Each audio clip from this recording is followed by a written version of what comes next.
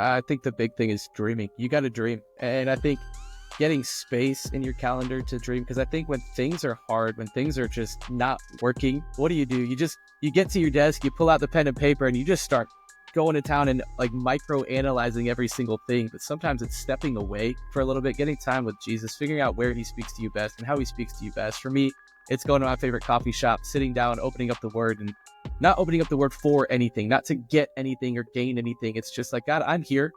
You know what's on my heart. You know what's on my mind. I got piece of paper and pen, my iPad next to me. And, if you give me a thought on anything, I have freedom to jump between the two things. And if you speak to me, I'm going to write it down. So I would just say, if you're in that season of, feeling like you've hit your lid, feeling like you've hit your limit, man, be reminded of why you're in it. Be reminded of who's called you to this. And it all has to go back to our calling. I think there was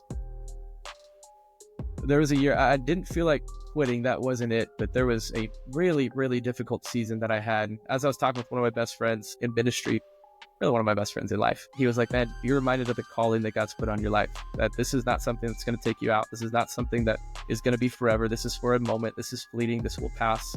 Be reminded of your calling. And when you're reminded of that, you're reminded of who has instilled those dreams in you. And that's kind of some of the internal, really from God, motivation that he gives you to keep dreaming and keep pushing forward into some of those spaces. So what's going on, Next Gen leaders? In this episode, we sit down with Anthony Lucarini of Lowcountry Community Church and hear some amazing stories of what God is doing in their ministry. But more importantly, we get into the mindset and the heart posture of what it requires to have a deep love and passion for Jesus in order to lead the ministry where God is requiring you to take it. I had such an amazing sit down with Anthony in this episode. It was such an encouragement to me, and I hope it's a blessing to you. Heck yeah. I had youth last night, man. Same. I had youth last night, young adults 2 nights ago. So I'm coming off of a winter camp this past weekend. Us too. I'm tired today. And then I had to take my girls to their 2.5-year appointment this morning. Had no coffee this morning in the house. We're out of our Nespresso pods. So you will get, when I just got coffee with the lunch that I had with a leader was at a coffee spot. I made sure, 'cause I'm like, I need to make sure that I'm fueled up and I'm ready to go. So I'm good. I think I'm sharp enough. We'll be good. The Spirit will take over. We got it. Anthony, you're ready, bro. I'm ready. You're hopped up on caffeine. So I say we get in, man. Let's sent you some questions. Yep. I want to know some crazy facts about, crazy is relative, however you want to answer that. It'll get to know you. A few interesting facts about yourself. Yeah. Okay. So one, I grew up in Charlotte, and a place that's close to Charlotte is Davidson, North Carolina. And everybody knows of Davidson for one name, and that name is Steph Curry. So before he blew up, maybe it was right after. It was right after he blew up. I had heard of him his freshman year. But one of my friend's parents, his grandparents maybe, was in like the Hall of Fame at Furman College. So we got tickets to a Furman versus Davidson game. And right after the game, I heard that you can go down like the players' hallway and meet the players. And I was like, you mean I can go meet Steph Curry like right now? So when I was 14 years old, I met Steph Curry. So that's fact number one. Number two is I have 3 triplet daughters, not like 3 sets, 1 set of triplet daughters. Yeah, it's wild. So we got Eden Joy, that's my mini-me. We look very similar. And I'm adopted. Well, that's going to be fact number 3. We're just going to say it now. I'm adopted. So having biological children is just an adventure. It's fun. So seeing a little piece of myself in Eden, especially, is really cool. And then we've got Evelyn Ruth, and she's just extra cute. Something about her, she's got a little gap tooth right now. She's 2.5 years old. So she's just the cutest. And I'm not comparing to the other 2. I'm just saying she's really cute. And then the third one, not in any order, is Essie May or Esther May. And she's the funny one. She's just a goofball. So we'll say, Essie, make a funny face. And she does the most ridiculous, expressive faces right now. And then one other fun fact about that, Evelyn right now, we call her Ruru for Evelyn Ruth. And Ruru does not understand what her middle name is. So since we call her by her middle name, we know the other 2 will say, hey, Eden, what's your full name? And she'll say, Eden Joy. Esther, what's your full name? Essie May. Evelyn, what's your full name? And she'll say either Evelyn May or Evelyn Joy. So she picks out one of the other's middle names. So just life with them is always fun. It's always exciting. So that is number 2. And number 3, we'll go back to I'm adopted. Just again, being there's a whole story that I've discovered over the last 2 years of just the blessing and the miracle of being able to have kids. Because we're going with four facts. My wife was told at 15 that she would never have kids. And we struggled with 2 years of infertility after we were married. I have it in my prayer journal right here in my iPad, November 11th, 2021. We were in a team meeting, sitting down with my wife and a few other team members. And she said, I want to have my own kids. And my mom has said, used the phrase with her of like, hey, like I couldn't have my own kids and I just really want to be a mom. And my wife said, I don't want to be a mom. I want to have kids. I want to be a mom, obviously, but she's like, I want to have kids. And I was faced as the pastor in the moment. I got my team around me with kind of not a faith crisis, but like, how do I pray for this? Am I going to just believe in faith that, all right, God's going to give us kids, or am I going to, and I ended up taking the easy way out. And I regret this ever since, where I said, Lord, let your will be done.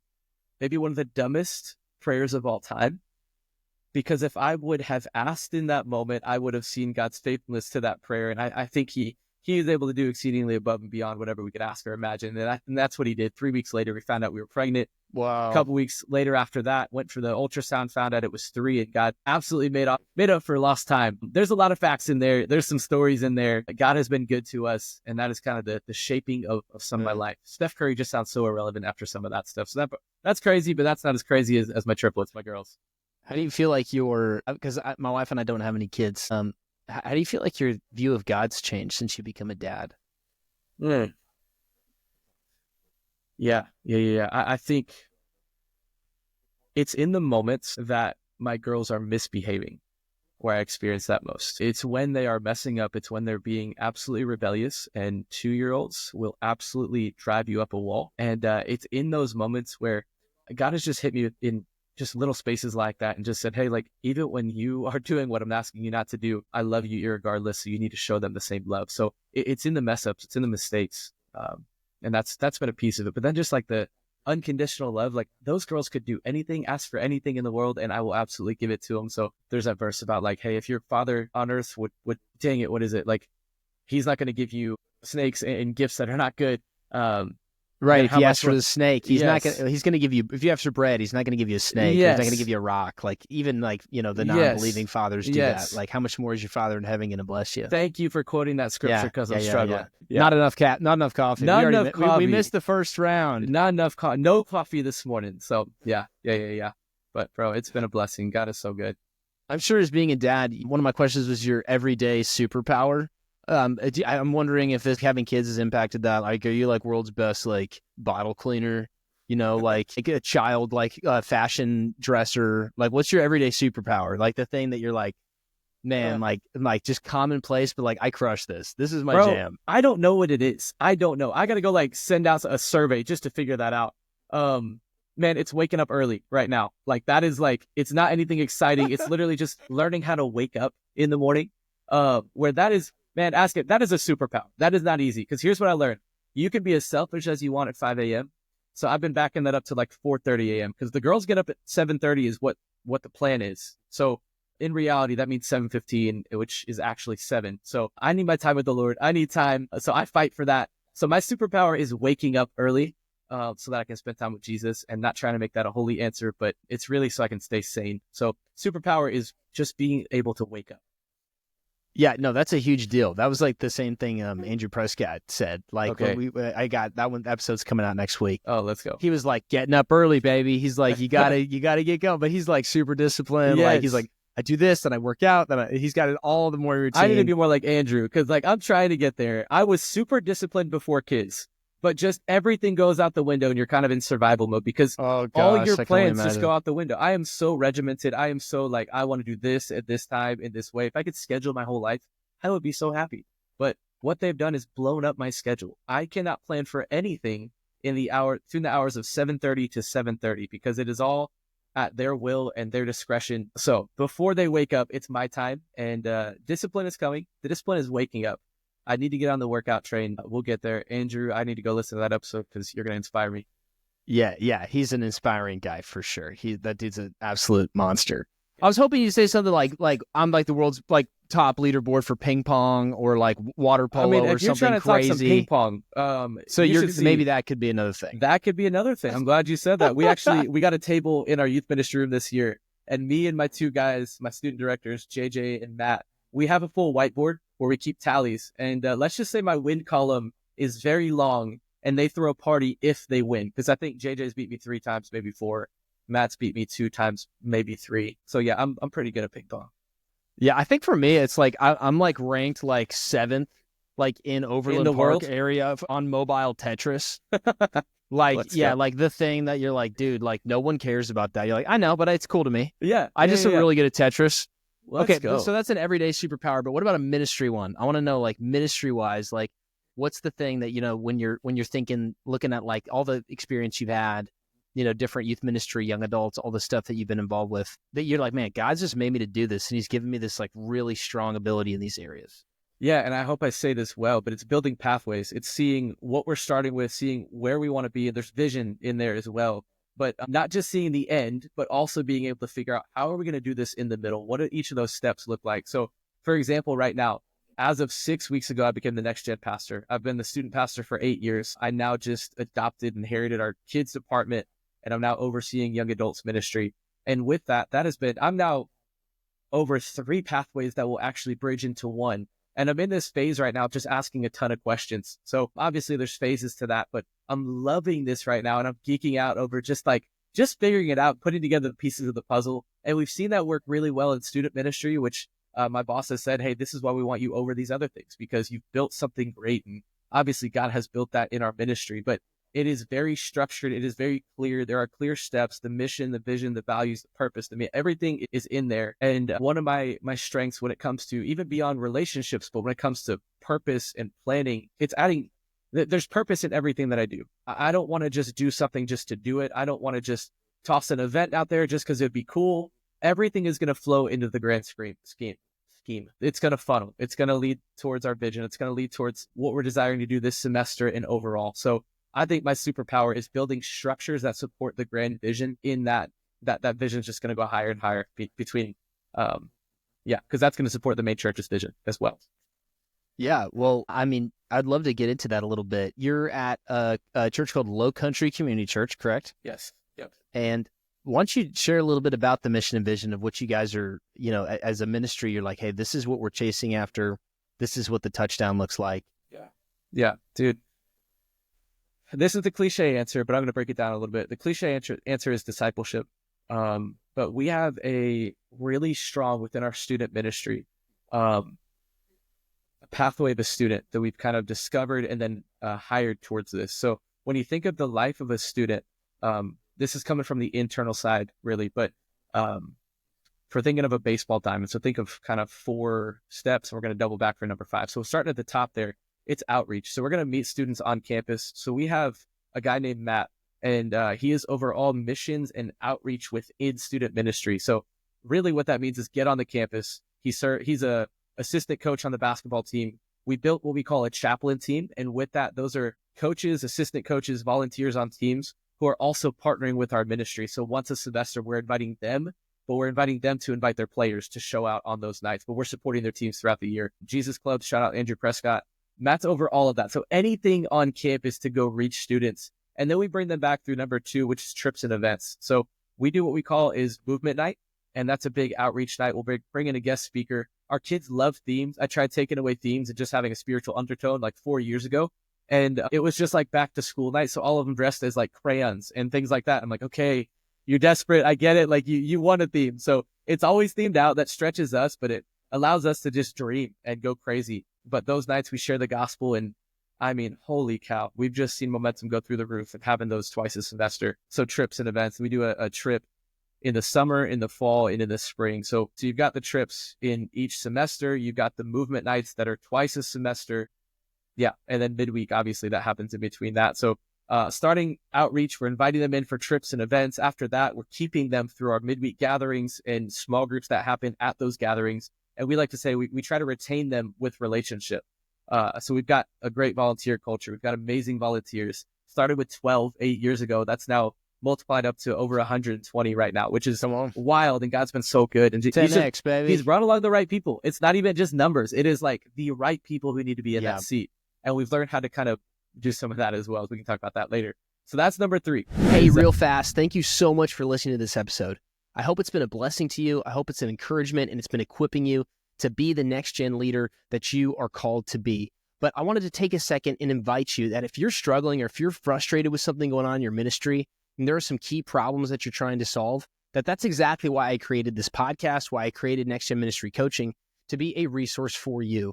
So my invitation for you is, if that's something that you think I could help you with based off of my ministry experience and some of the conversations that you've been hearing, I would love for you to go onto Instagram and you can DM me Grow, or start a conversation there. And I would love to set up a time to talk with you, encourage you, and get into the ministry details that you're facing and the problems you're trying to solve.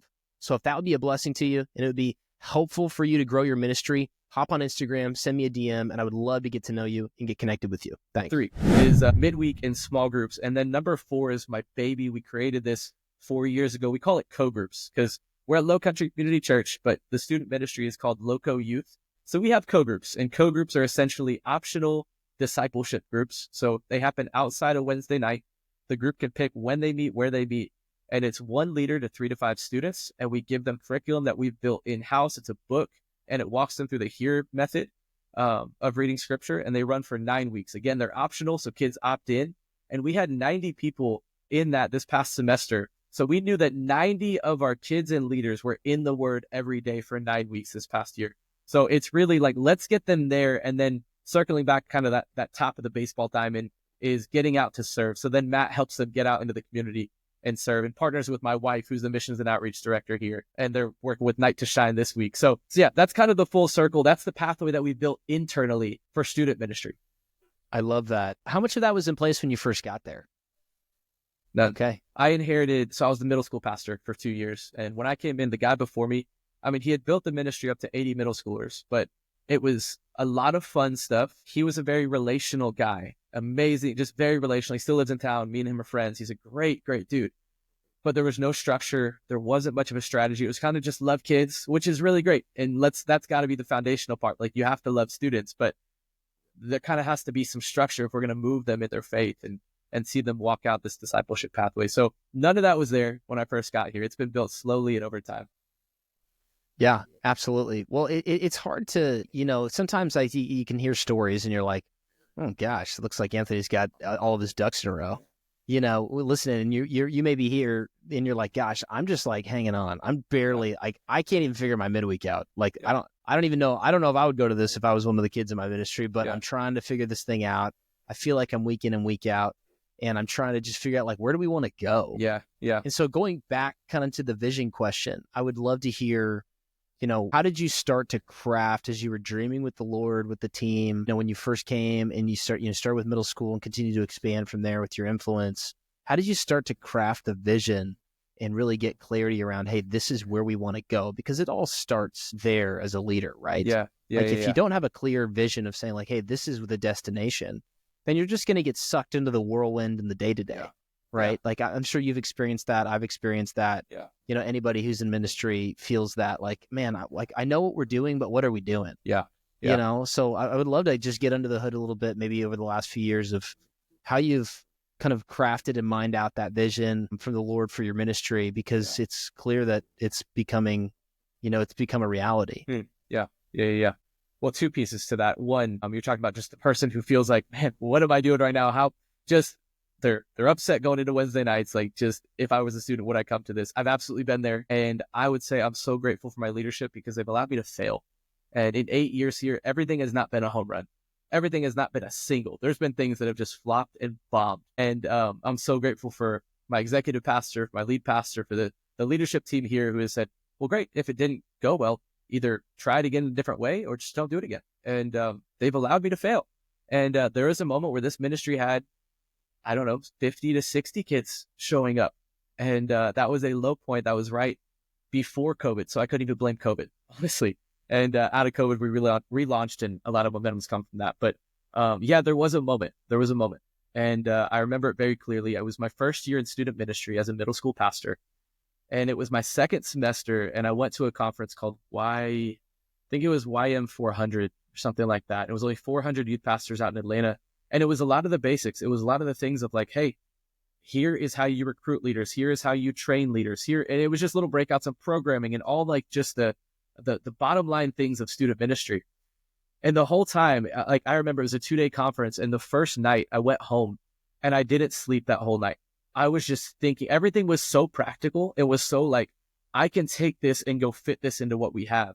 And so I'm so grateful for the leaders that I sat under. And that's what makes me so grateful for this podcast, because so many are going to learn from this. So many great small group leaders, so many great youth pastors are going to be able to say like, okay, man, I'm seeing something here, and that's giving me vision for what God's calling me to do. And that's what happened at that conference, where it was like, okay, I'm seeing what great looks like. And sometimes it is just being exposed to greatness and defining greatness however you need to. But what does excellence look like? And that's where that phrase excellence really just embodied itself in my life and in my ministry. So on my way back, again, 2-day conference, I had a notebook filled up. I hit up my coordinator and I said, hey, I need 4 massive whiteboards. One of them is still on my wall right now. This thing is like, it's like 3 across wide, 4 tall, and I got 4 of them. They didn't go in my office. They went in my house. I was a bachelor at the time, so it was me and 2 other dudes. So those went straight in my bedroom. And I remember there was just, I would come home from work, and that's when the real work would start. So I would not suggest this. Like, I think I've learned a lot of margin these days. Maybe don't do this part, but I would just stay up for hours, and I wrote everything on the whiteboard, and I broke down every single minute detail of our ministry, and I ranked it 1 to 10. And I said, what would this look like for this to be a 10 or even a 12? So it was like small groups, like, okay, what would it look like for our small groups to be a 10? And right now they're at a 3. We have 12 small group leaders. Man, for us to be able to have small group leaders who have margin and who can really care for kids and who can show up for kids, they're going to need a break every now and then. So we need 30 going into next year. So then part 2 to that goal was praying and saying like, okay, God, can you give me 30? And I had so many people who were telling me, Anthony, like that's insane. Getting 30 people to serve middle schoolers, like that's not heard of. Like nobody wants to serve middle school. Let's just be honest. And we got 45 going into that second year. So part of that was just seeking the Lord and saying, God, like, if you are calling me to make this area better, I believe you are like, I need the resources of great people who love Jesus and want to see this next generation flourish. So it was the praying part, but then it was also great. I got to build strategy, and I got to figure out, and really not even figure out, do all the things I just learned at the conference to go shoulder tap and to go talk to people who I'm meeting on a Sunday morning and getting outside of the cliques of the people that I know and just shaking hands with people that I don't know. So maybe I can recruit for my ministry. And it was like that across the board. I mean, I broke down a Wednesday night. I broke down the programming. I broke down the leader meeting. I broke down the small groups. I broke down every single piece of the night, the preaching, the worship, everything, and ranked it in my own mind. And that is bias. That is opinion. But I said, where honestly, soberly are we at? And the areas that are weak, we got stronger in. And I knew it was just 1% better. We could get from a 2 to a 3 in some of those areas. The ministry was going to be better. If we can get from a 7 to an 8, if we can hit a 10, man, let's not just leave it there. How do we make that even better? Because we were doing, before movement night, we were doing celebration nights, and they were strong. We'd see a lot of kids on those nights, but that was still something where it's like, we have so far to go in these areas. So it was that night and that time, it was a span of about a week or 2 weeks, where it was the learning, seeing what excellence looks like, allowing that to form a picture in my mind of where are we going? Where could we go? God, if you touched this ministry, if you gave me vision, where could this thing be? And when I had that vision of, man, here's what that could look like, it's great. I'm going to pray, and God, you are invited into this process because this is yours. But then the other side is I'm going to work really hard and figure out what are some of those little goals and little milestones that I have to hit to move the ball just 1% forward down the field. Yeah. I mean, and what you're talking about really is the whole process of, broken down to its simplest form, is really this like classic law, like the law of constraints, of looking at your whole ministry and just saying like, honestly, if we look at everything and we break it all these different parts, like what's the area that needs the most work now? Yeah. Yeah. Because you can get so overwhelmed. You're like, we need to figure out how to get raise our invite culture. We need to figure out our leader culture. Our small groups aren't working. The program kind of sucks. I don't know how to connect with parents, and there's all these different things. You get so overwhelmed, knowing, and it's true, like you can't fix everything all at the same time. Yeah. But which, I think it's helpful even just talking through and hearing a little bit of like your thought process around, once you felt like you had clarity around, hey, like this is the type of ministry that we want to be. Now we can go and start looking at problem solving. Yeah. Now we can start taking this apart one piece at a time and start working backwards. Like, okay, well, what's not working today? Yeah. What needs our most attention today? Yeah. Because it's usually like once you do that, and it requires you to slow down and do an audit and take some really intentional time thinking and evaluating, usually the answer becomes pretty clear. Yeah. And it's usually the thing that you're most afraid to do. The thing is like, hey, what's the thing that you've been avoiding, that you're most frustrated about, that you've been avoiding, that you're anxious about?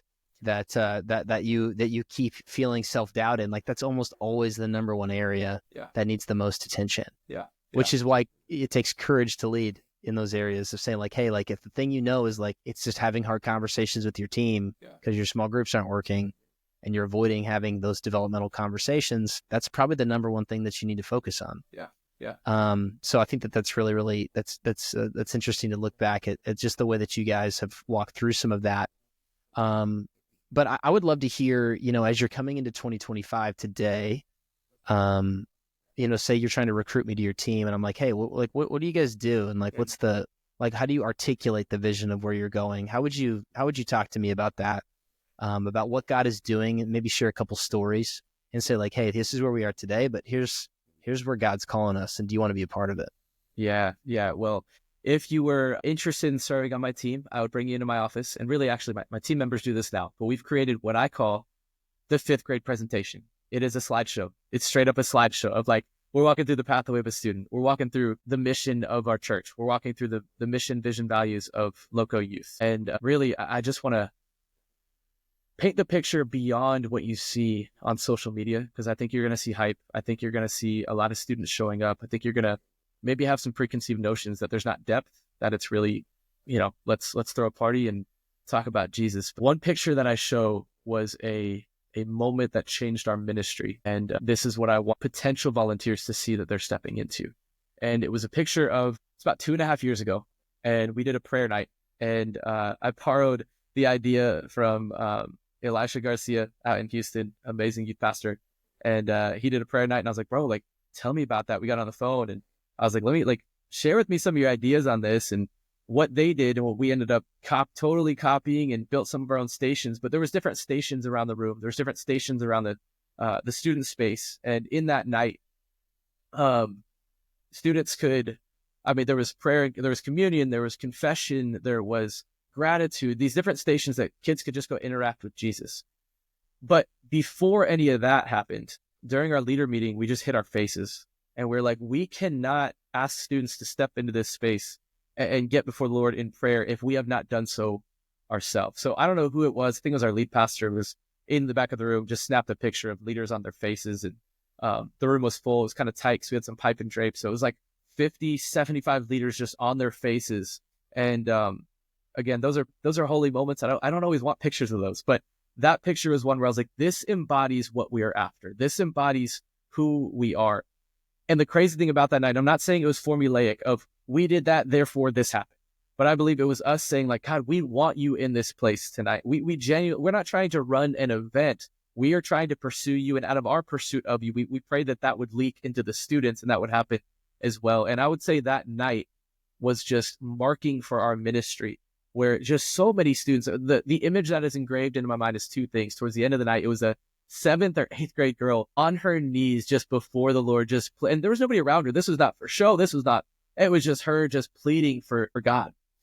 And then next to her, kind of behind her, it was a group of 7th grade boys. These are our middle schoolers. This is a middle and high school night. These are our middle schoolers, 7th grade boys just in a circle. And their small group leader is sitting next to me because I'm over on the side kind of observing. He goes, hey, do you notice where I'm at? And I was like, I do. You're next to me. And he's like, my guys started that by themselves and they're just taking turns praying over each other. So I get to share that story with potential volunteers. And I let them know that we are so about the presence of God. We want to see God move in our spaces. So now that what we started on that night of hitting our faces is a culture that we've created where we do that in every leader meeting on a Wednesday night, where we do a leader huddle, a leader rally. But at the very end of that, we hit our faces and we just plead that God's spirit would fill that room. We have a phrase that we don't care if the room's filled with students if it's not filled with the presence of God. So that is who we are, what we're about. And I would attribute, and I was thinking through our recording and I was just thinking through like, okay, just taking a step back, God, what are we doing right in our ministry? And there's some of the strategy and things that I think we have gotten right, but I really believe what has shifted it, because years ago our worship culture was not good. And I believe that's the indicator a little bit of kind of where the room's at. And when I compare that to last night, just even last night at youth group, holy cow, what has taken place has been just a desire for the presence of God and a desire to seek him out wholeheartedly that has started with the staff, worked its way into the leaders, and worked its way even further into the students. And now that has become the culture. How do you balance all that? Like, because I don't know. I mean, you can tell me where's your personality at? Like, because are you more of like hey, when you wake up, you're like thinking about the leadership, you're thinking about the action steps. Or are you more like, hey, maybe more spiritually oriented? You're like, I do that because it's necessary, but I really just I want to lean into more of the teaching and the prayer. And because I know by nature, I wake up thinking about the leadership. Yeah. I wake up thinking about strategy. I wake up thinking about what we need to do. Yeah. And it's always been, one of those constant reminder of like, man, I need to continuously not forget like that classic cheesy phrase, like work like it all depends on Yeah. you and pray like it all depends on God. Right. Yeah. Like those are hard things to balance. And I Yeah. think your personality a lot of times too, like how you're oriented, God creates, a lot of people that are great leaders, not always to be the most spiritually dependent by nature. Yeah. Right. I Yeah. don't know if you've ever experienced that, but I would love to hear a little bit of your journey of how have you personally said, hey, I need to lead the charge in the spiritual world. Yeah. But at the same question. time, like I know that like when the prayer meeting's over, we've got to roll up our sleeves and we have to get to work. Yeah. Because those are hard things to balance. Yeah. I love that question. I don't think I've ever been asked that question. So thank you for asking that. And I hope I can articulate that well. But one of my friends who I'm really close with, we get on the phone once a week, mentor of mine up in New York, who's now lead pastor. And I'd say mentor. He's like an older brother. And when he was down, he's like, Anthony, you're a general or a generalist, one of the two, something like that. And I was like, what do you mean? And he's like, it's not this or that. There's a little bit of both in there. And that's kind of what comes to mind as we're talking about this, because I love leadership. I mean, maybe you can see it over my left shoulder right now. I've got a whole shelf of Maxwell and, all the leadership gurus. It looks like you've that. read at least a couple books before. I didn't read up until after college. Hated it. Was not about it. Did not care for it. And then I was like, oh, I need to learn some things. And now I am a reader through and through. But no, there has to be both. There has to be both. Like without structure, everything's going to fall apart. Where there is no vision, the people perish. Like we have to have that piece. But also, if we're not pursuing God, what are we doing? Like, so there has to be both. So personally, there's not a point. There's not a moment like I had for some of the other things. But I don't know. I think there's just been moments of just absolute yearning in my spirit of like, God, I just desire you. If you have something for me, I want it. I was reading some A.W. Tozer the other day. He's my favorite theologian. I would point to my shelf over here, but I have a lot of those books at home. My goal in 2025, I bought like 15 Tozer books. I want to read at some point. We'll see if it happens in 2025. Everything that has his name on it. I just love A.W. Tozer. But he was talking about a verse in Philippians 3. I believe it's Philippians 3, let's go 11. But he's talking about, Paul says, not that I have obtained it, not that I am perfect yet. And there's this idea where he's saying the word perfect, and Tozer kind of exegetes it and pulls it out. And he's saying like, Paul is not trying to be perfect in human standards. He's trying to be perfect in the way of God. Whatever you have for me, I want to be completely and totally and perfectly in your will. So I think when I read that the other day, I was like, that's me. Where like, God, whatever you have for me, wherever you want me, whatever you need me to do, I don't care about a title. I don't care about a stage. I don't care about a position. I don't care about any of that. I just want to be there. That is where I want to be. And I think out of that posture that he's just been teaching me over the years of, hey, be where I have you. And out of some of that, some of the other things have fallen into place. But kind of bringing it back, bringing it a little more practical, I love both. I know that both are needed. If I'm going to lead a ministry, if I'm going to lead a church, if I'm going to lead where I'm at today, like people are only going to go as far as I can take them. And I hope they go well beyond me, right? But if I'm going to take them deeper and further in their walk with Jesus, I got to go there first. But even before the ministry, let's just put that to the side. I want Jesus. I want more of God. So that is a personal yearning that I believe has to be there, because it's not a job. It's not a career. It's a calling. It's a life. It's all of us. It's got to be all consuming. So with that, like, I just want more of Jesus.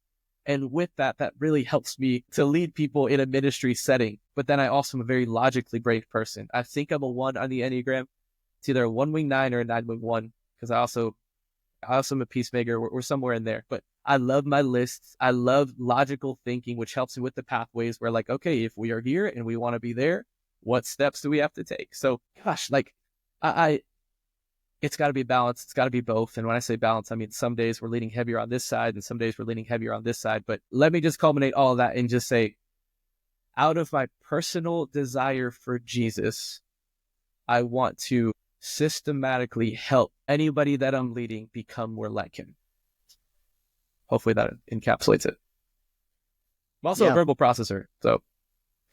No, I love that. No, I think that makes a lot of sense. And I mean, it is hard to balance both those things, right? It's hard to just be a systems guy, but also like fully dependent on the Lord, because God's like, I don't need your systems. Yeah. Like, I don't need your plans. I don't need your church. Yeah. He's like this church is mine, like, and he appoints and takes down, and, the more the toes are, sovereignty route you go down, the more you realize you're like, gosh, like God is so much bigger and so much greater than I could ever imagine.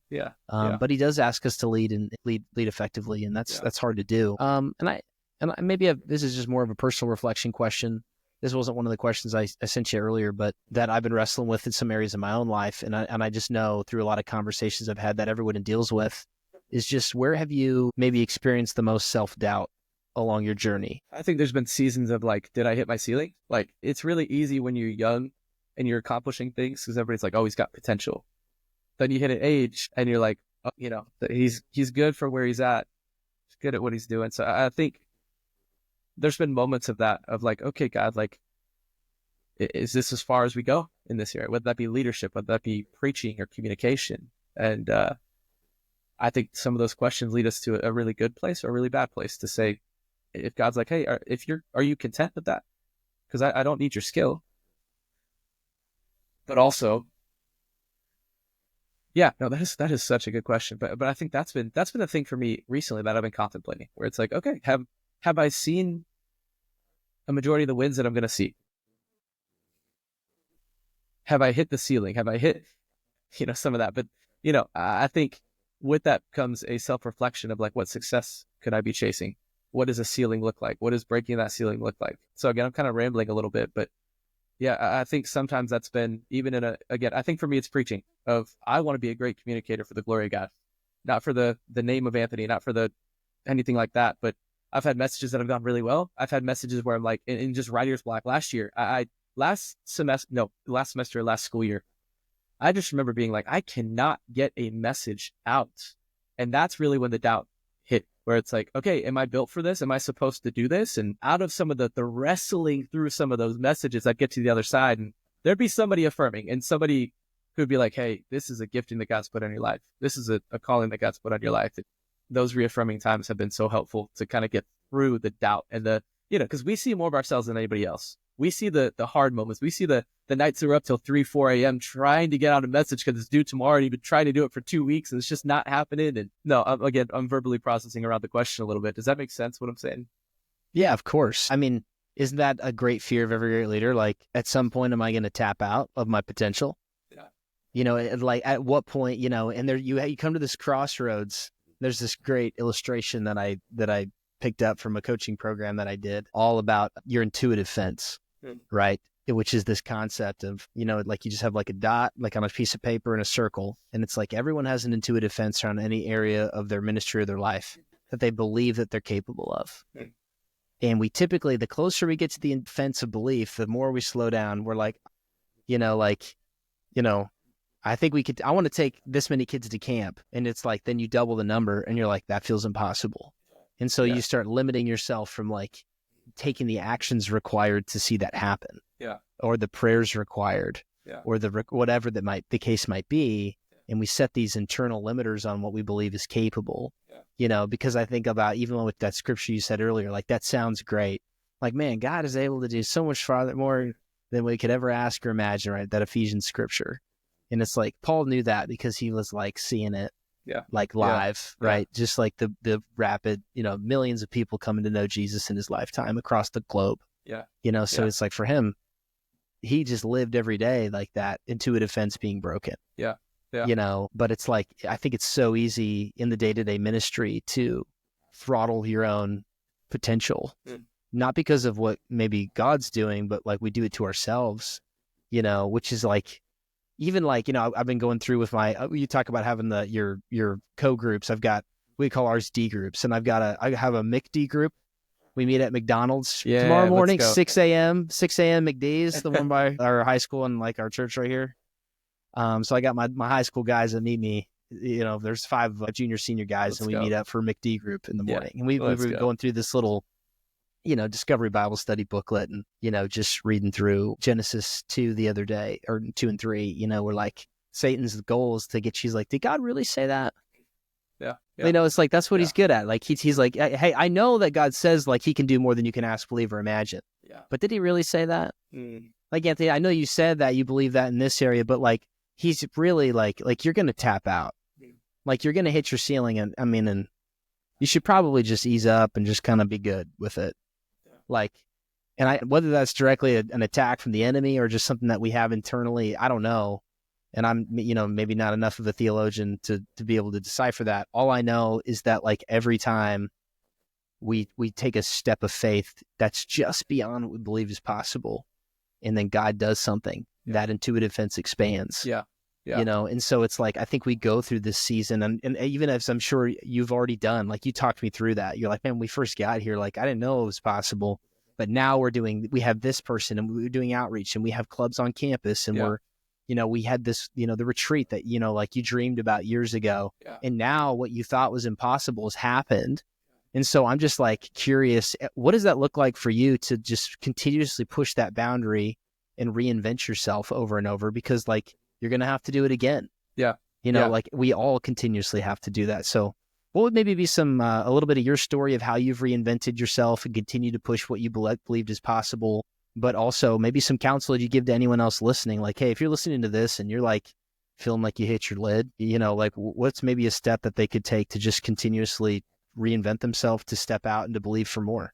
Yeah. I think the big thing is dreaming. You got to dream. And I think getting space in your calendar to dream, because I think when things are hard, when things are just not working, what do? You get to your desk, you pull out the pen and paper, and you just start going to town and, like, micro analyzing every single thing. But sometimes it's stepping away for a little bit, getting time with Jesus, figuring out where he speaks to you best and how he speaks to you best. For me, it's going to my favorite coffee shop, sitting down, opening up the word, and not opening up the word for anything, not to get anything or gain anything. It's just like, God, I'm here.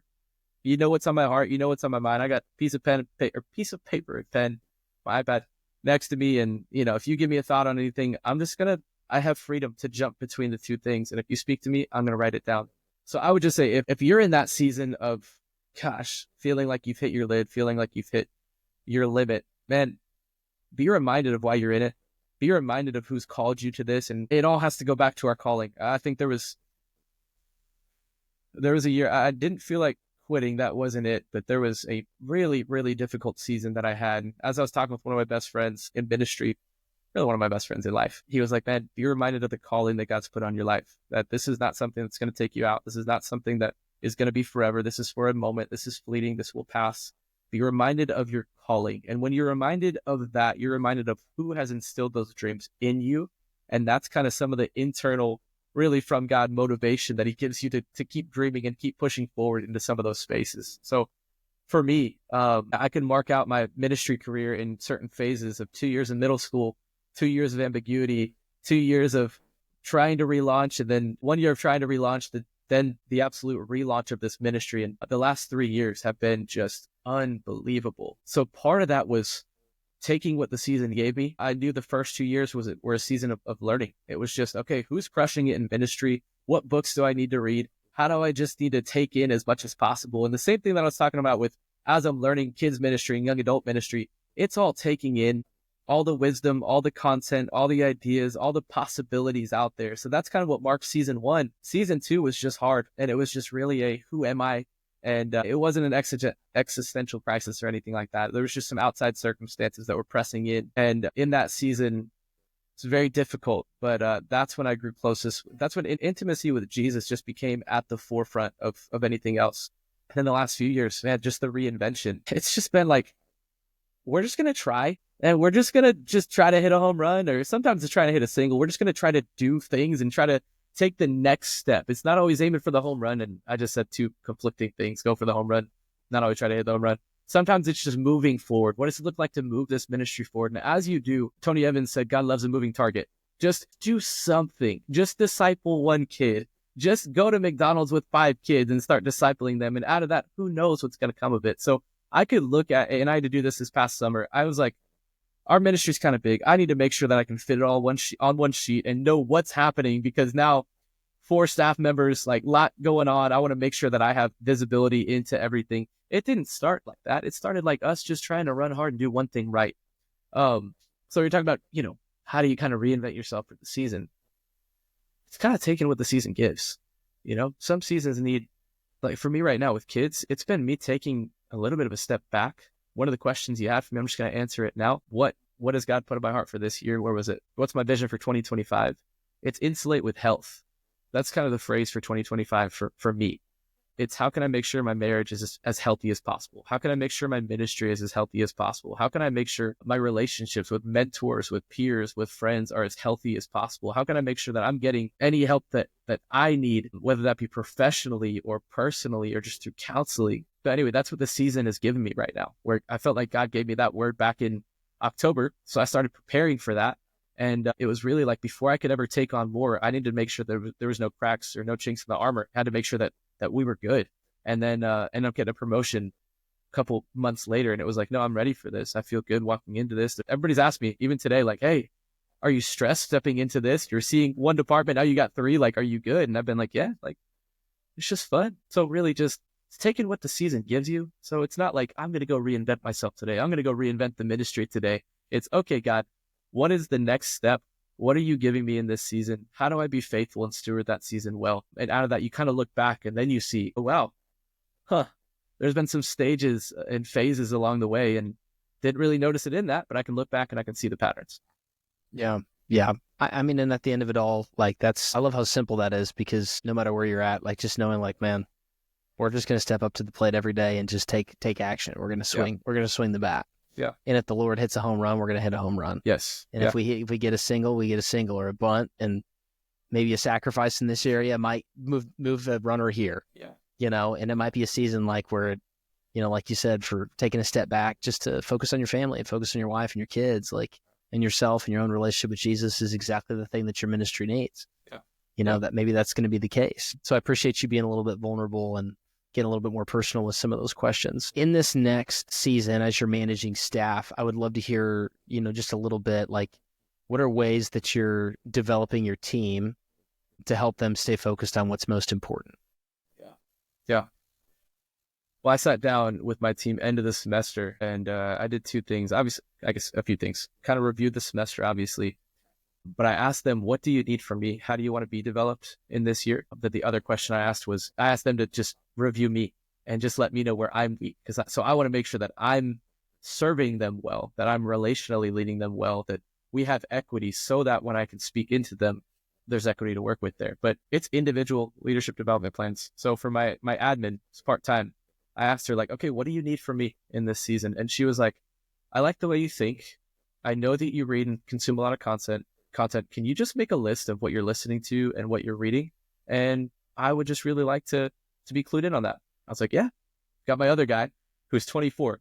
And for him, he's like, man, I want to be a great communicator. And I said, okay, well, then that's something that we are going to work on. For me, it's just been, what does each individual need? And then, of course, we're going to move the ball forward as a team together. But it's been really hitting the individual needs. And that's allowing them to be seen. That's allowing them to be known. That's challenging me, because for me to teach it, I have to know it decently. So I have to get out ahead of that just a little bit. So that's been a fun challenge. The new challenge for me is the layers of that, overseeing all of family ministry. So it's like, how do I make sure that I am developing the kids coordinator and the student director and whoever's helping me in young adults for that time being, of like, okay, how do we make sure that that everybody's getting what they need overall? But what I've just found is, man, people just want to be loved. They just want to be known. They just want to be cared for. And they're all in different seasons in different places. So it's caring for the unique individual needs. And hopefully that's not kind of cliche. And so if there's any other questions you want to take further into any of that, feel free.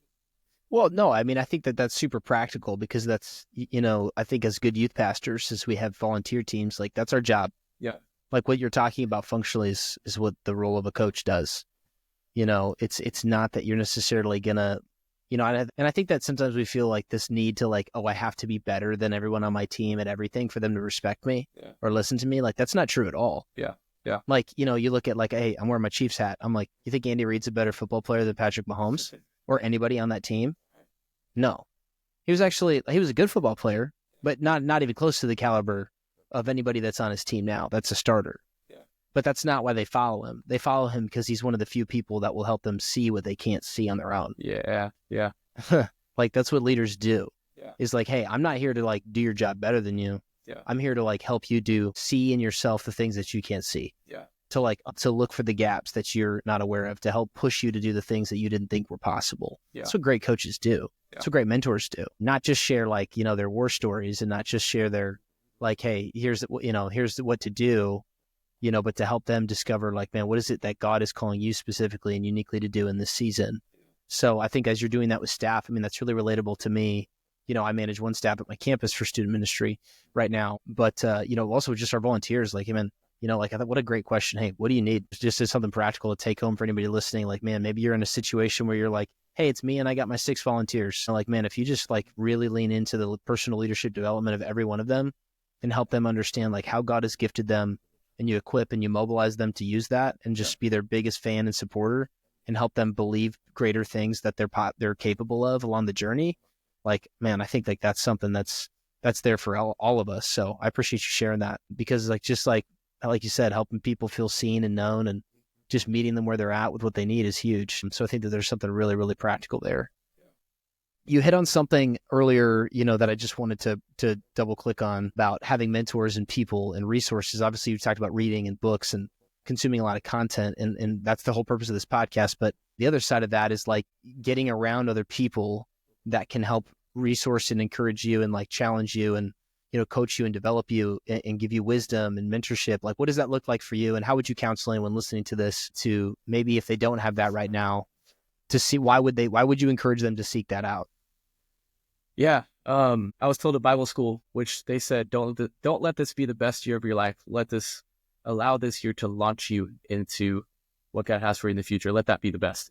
And they said, as you leave here, go find the wisest person that loves Jesus the most, an older person, and ask him to mentor you. So leaving Bible school with that advice, it was just invaluable. It's so simple. Sometimes it's simple advice. Sometimes the answer to this question is just go do it. And is qualified. Make sure there's somebody that you trust. Make sure it's somebody that, you know, is living in a manner that's worth exemplifying, that you want to, you know, set up for your life. So part of it is that. But yeah, no, I believe that if we have coaches in sports, you know, and if there's different coaches on a football team, you got the offensive coordinator, the defensive coordinator, the strength and conditioning coach, the defensive backs coach, you got all the different coaches for all the positions, then like there's some wisdom to that. Why would I not bring that into my life? And I pitched that to my wife a while back, where I was like, hey, I want to do marriage counseling, and I think we're great. I think everything's going well. I love you. You're a great mom. You're a great wife. But like, why would we not just get stronger? Why would we not grow in these areas? Same thing with ministry, where it's like, okay, are we at a healthy place? Absolutely. And I love that. I think we're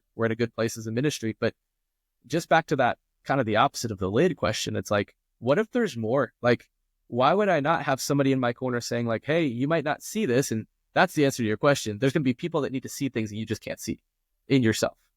And maybe that's for your ministry. Maybe that's for your personal life. Maybe that's for your marriage. But you need eyes in your life. I got to speak in my in-laws' company yesterday. It's a landscape company. They do a training day once a year, and always honored to get to speak. And they let me open up the Bible there because they love Jesus. That is their ministry. I love Coastal Shores Landscaping. If you live in the Lowcountry, this is where you go. Shout out, little plug right there. But got to talk about iron sharpening iron, and just got to break it down that when it comes to being sharpened, because that's what we're talking about here. And I think we need to get to a place where we're also sharpening others and mentoring others, or just having those peers that you can sharpen each other. But when it comes to being sharpened, I got to share yesterday about how we can either reject that, we can accept that, or we can neglect that. So with some of that, like we have to accept people willing to speak into us. If there's people that are willing to give their voice and willing to care enough about your life to see things in you and be willing to call that out, like, man, it talks about in Proverbs that like the wise man seeks out wisdom and the fool rejects it. Like, I think it's simple. I think it's simplicity. I think so much of what we're talking about, it is doing the baseline stuff. And again, it's not all the home runs. Sometimes it's the bunts. So let me just say practically for me, what that's kind of looked like in 2025. Got marriage counseling every week. It's been awesome. I meet with a ministry coach once a month, who has been in student ministry for like 10, 12 years. And he inspires me. He calls things out of me. I've got the guy I mentioned up in New York, who's like an older brother. And he's one that is now a lead pastor. He's in a place that I want to be someday. And he's one that's just, again, crushed it. And student ministry has kind of gone the same pathway that I'm hoping to go. And then I've got a guy in town, and I think that's so important. I've tried doing the mentor thing out of town, and it was just so hard that, like, when you're trying to schedule phone calls, I couldn't do that. I know some people can with the long distance mentoring and that kind of thing, but no, I needed somebody that I can sit down with. So I sat down early in 2025, a couple weeks ago, with a guy who just has impressed me over the years. He's one of the few men that when I sit down with, I leave just more like Jesus. I leave wiser, I leave smarter, I leave just thinking about new things than I did when I entered the conversation. And I just said, hey, will you mentor me? And I didn't get down on one knee or make it a dramatic proposal deal. I was just like, hey, like, man, I've loved every time we've got lunch. I learned every time we're together. I want to emulate your life in these ways. And because of that, I just want more time with you. Would you be willing to invest in my life? And tonight I get to go sit around a bonfire with him. And so just covering all the bases, covering all the areas. I want to finish the race. I want to be in it for the long haul. And with that, I just need people seeing my blind spots and letting me know they're there. So that way I can fill in the gap and take care of those. Yeah. Well, I appreciate you sharing just a little bit of what that's looked like for you. And because I mean, like, that's the whole reason for, doing this podcast, is just to help be a resource from a distance for people. And, just keep encouraging people, like, man, you can't do this alone. We were never meant to do that. Like, everything that we have in the New Testament were these, like, letters of wisdom written to other pastors who were like discouraged in churches who were needing leadership. Like, that is what the epistles are.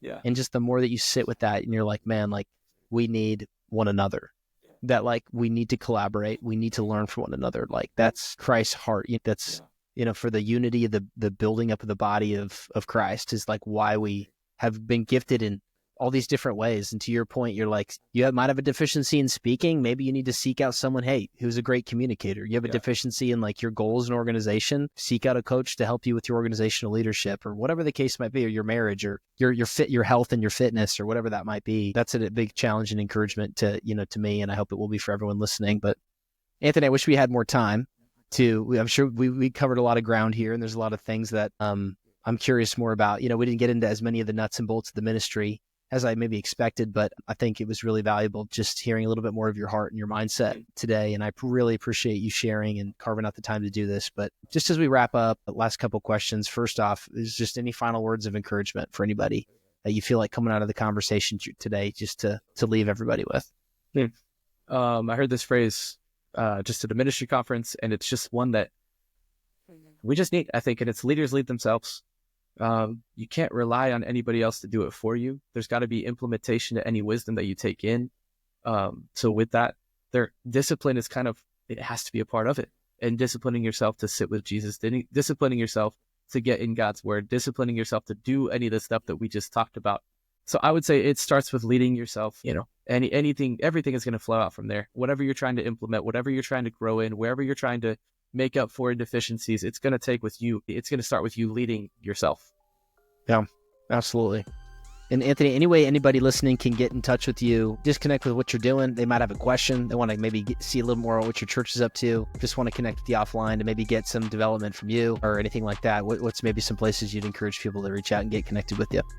Easiest way is exactly what you did. It's through Instagram. So just Anthony Lucarini. You can go there. I've got a link in my profile, and that's a link to my website. And through there, if you're trying to book me for speaking or coaching, I do both of those for Sundays or Wednesdays, or for student ministry coaching. Picked that up over the last year. Loving that. So yeah, through Instagram. If you're just trying to shoot me an email, you can go to lowcountrycc.org and find me on the staff page there. But I have a podcast. We were talking about this earlier. I don't know if I should say have or had, but it still exists online. It's up there. So search my name, and that'll be like one of the things that pops up. Just Google it. It's called the Deep Work Podcast. Very similar to what you're doing here, Ryan. But I love you are doing in more depth what I did then. So love what you're doing here. So if you want more of this, then you can go to the Deep Work Podcast with Anthony Lucarini, or just hit me up on Instagram. Awesome. Go check it out. Hit Anthony up. And man, I really appreciate it a ton of, just like I said, your time and just investment on everybody listening today. Thanks. Thank you so much for having me. Thank you so much for listening to this episode. I hope that it was an encouragement to you. I hope it equipped you to be the next gen leader that you are called to be. And if so, I would love it if you could follow and subscribe for more content like this, because we're updating information all the time. We're always getting new episodes out. So that would be a great blessing if you could like and subscribe and follow. And if you have any questions, just DM me on Instagram. I would love to get connected with you and help you grow your ministry today. Thanks.